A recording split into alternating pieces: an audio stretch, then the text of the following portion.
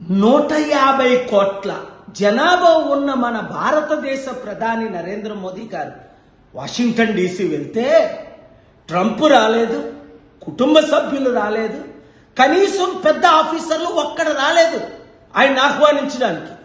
అదే ట్రంప్ ఇక్కడికి వస్తే, ఒబామా వస్తే మన మోదీ గారు వెళ్ళి హగ్గులు ఇచ్చి కిస్సులు ఇచ్చి రిసీవ్ చేసుకుంటారు. ప్రోటోకాల్ బ్రేక్ కాదా? ఈరోజు కటార్ నుంచి ఒక చిన్న లీడర్ వస్తే ఈయన వెళ్ళి హగ్గులు ఇవ్వడం, ముస్లిం అయినప్పటికీ. ఎందుకు? వాళ్ళ దగ్గర డబ్బు ఉంది, పెట్రోల్ ఉంది, ఆయిల్ ఉంది. మన భారతదేశ ముస్లింలు ఎలా ట్రీట్ చేస్తున్నారు? 280 కోట్లని.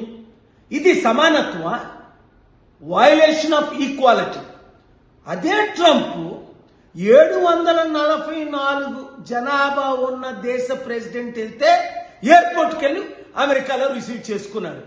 మన దేశ పరిస్థితి ఈ మోదీ గవర్నమెంట్ వచ్చిన తర్వాత ఎంత దిగజారిపోయిందో బాధేస్తుంది.